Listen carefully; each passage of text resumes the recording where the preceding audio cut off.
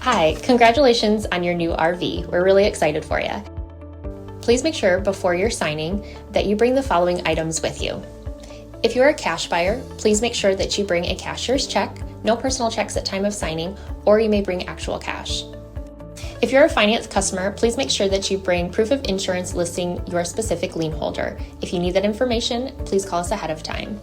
Also, make sure that you bring all valid driver's license of all persons that will be listed on the title.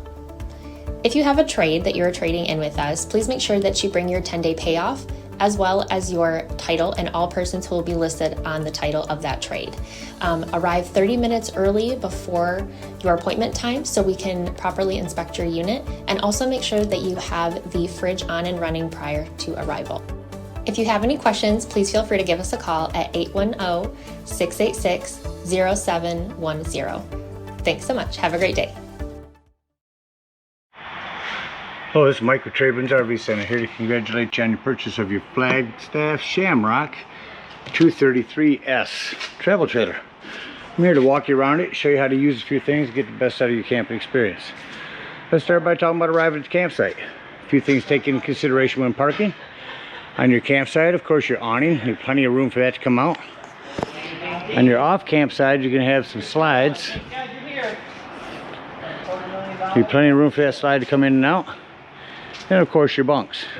When the front's closed, already open up the back too, show you about how much room you're going to need. There's plenty of room for them to pop out. Then I want you to think about where your power and water connections are going to be. Your power is going to be just above your front tire on your off campsite or driver's side of your tow vehicle. And your power is located all the way at the rear here, over toward the campsite of the unit. So park accordingly so that you can utilize the facilities. Once you arrive, first thing you do after you unhook your hitch is level your unit.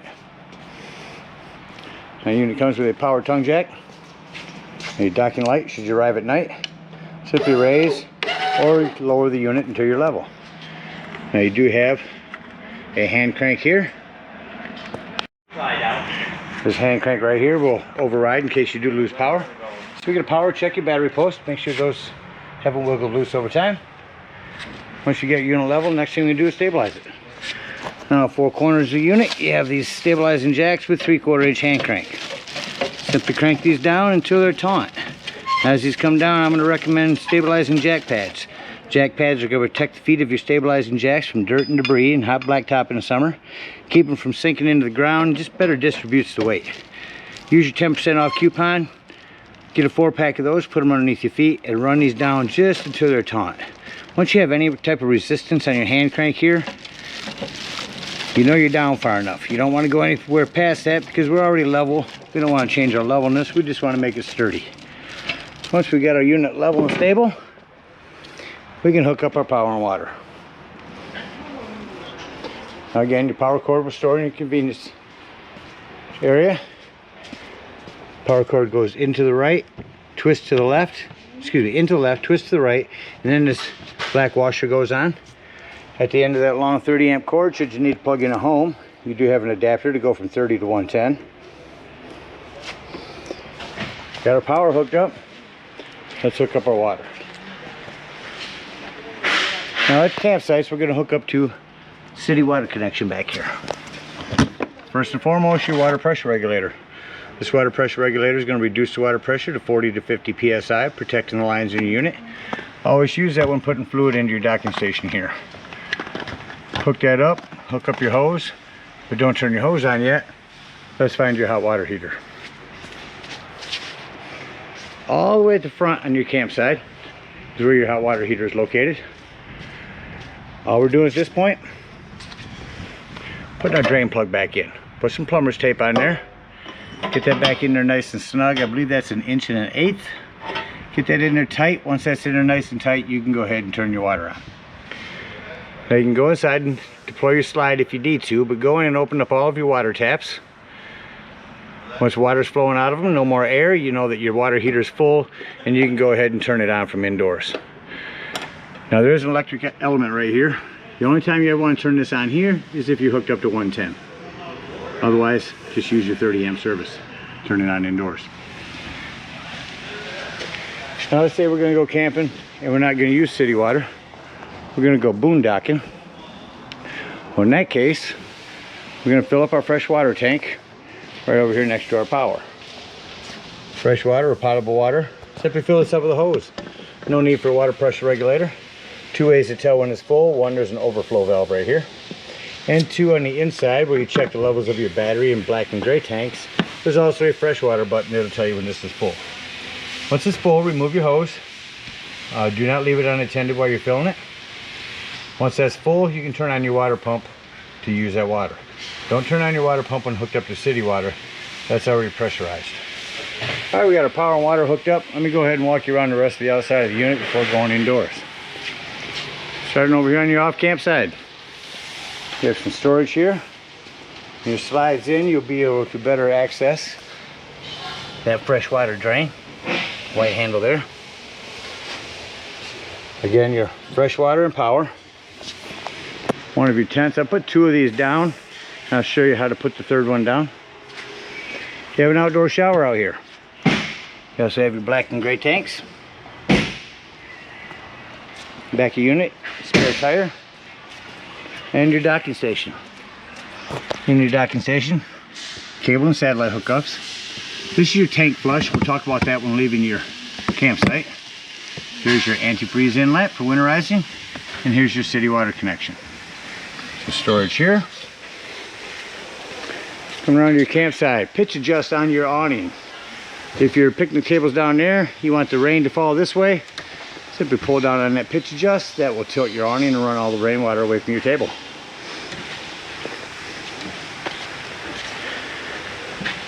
Out here is where your grill will set, and there's your quick connect for that. Here's your other low point drains for leaving the campsite. Also prep for a TV out here. Here's a clamp for it, 110 and cable. It's a flue for your furnace. If you run your furnace, make sure that's not blocked and that you don't touch it. It does get hot. Outdoor speakers, a vent for your microwave, porch light, step light. You have a long manual override crank right here that will go in that hole for your slide as a manual override. There's one of the tables that can set up on these lips outside. Again, your hot water heater. You are prepped for solar. You can plug the solar panel in right there and that will trickle charge your batteries. Your propane does come with a cover. There's a regulator on the front. Green means you've got gas. Lefty loosey to open. Again, your battery post.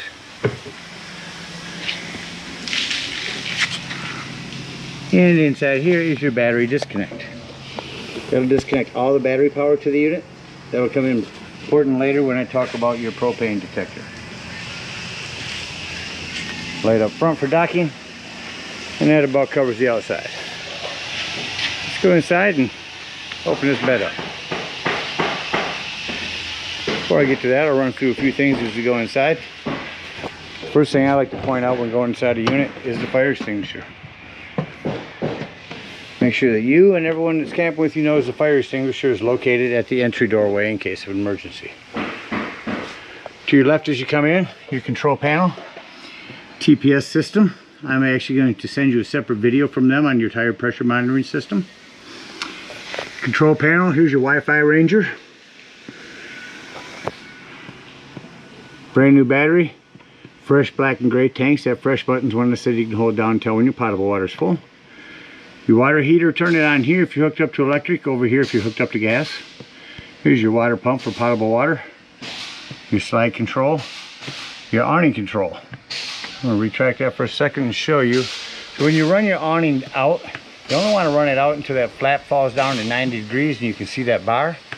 It will extend past that. So keep an eye on it as you're running it out. Make sure you don't run it out too far. Also, sometimes that flap as you're running it out will stick, especially if it's humid. You may have to run it in and out a couple times to get your flap to fall down. You also have interior porch awning step lights. There's where you turn on your Wi-Fi Ranger. This is where you can put the One Control app on your phone. You can run your slides, your awning, turn on all your lights and everything from your phone. Bring that in, shut your awning light off, shut your porch and step lights off, and continue our tour in the unit. Also right here next to the kitchen is your 110 with GFCI reset. Self-explanatory microwave. Your stovetop has a light and a fan. Your glass top makes an excellent backsplash. Turn on your panel light. Turn this to high. Hit your spark and there's your flame. Same thing on your oven. Turn this to light. Hit your spark over here. No need for a pilot light anymore. And then just set it to the desired temperature. Take your panel light and point it down and it gives you an oven light. Some individual lighting here above your sinks. Come back here to your bathroom.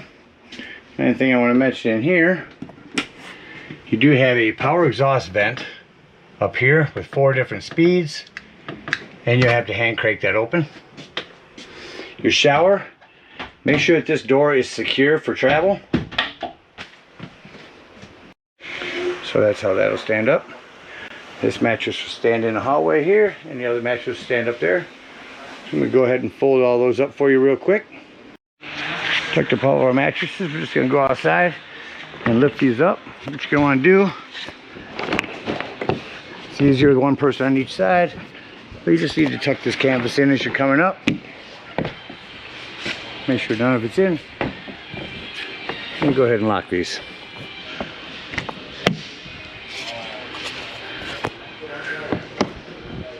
And we'll repeat the process on all 3. All right, we got our mattresses tucked away. Doors and drawers. Make sure all doors and drawers on the unit are closed. Nothing's going to impede your slide from coming in. Or we can just slide in. Again, make sure that TV is tucked away.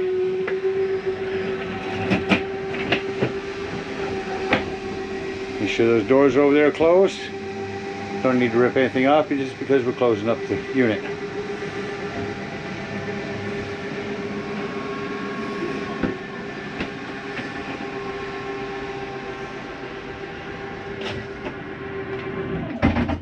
Once your slides in, get your interior lights, exit the unit.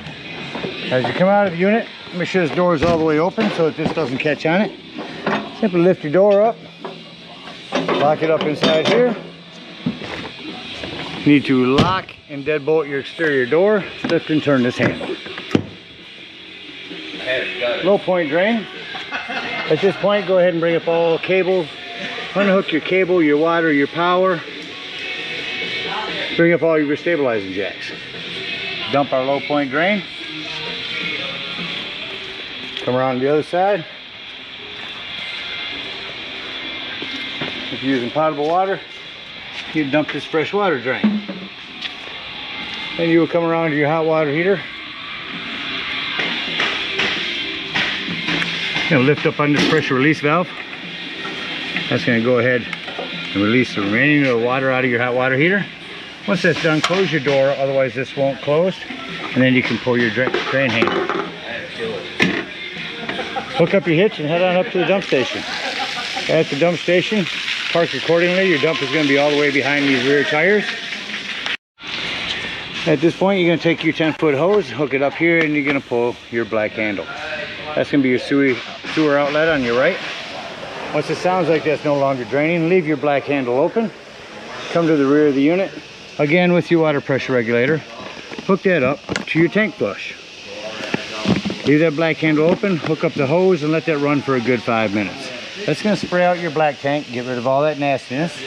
Once that's done, shut that off. Return back over here, close your black handle, pull your gray handle. This will be your cleaner waters, your sinks and your showers. That'll clean your sewage hose out for you. Then you can sanitarily and conveniently store your sewage hose right inside your bumper. Again, thank you so much for your purchase. Hope you enjoy the Shamrock for many years to come. Happy camping.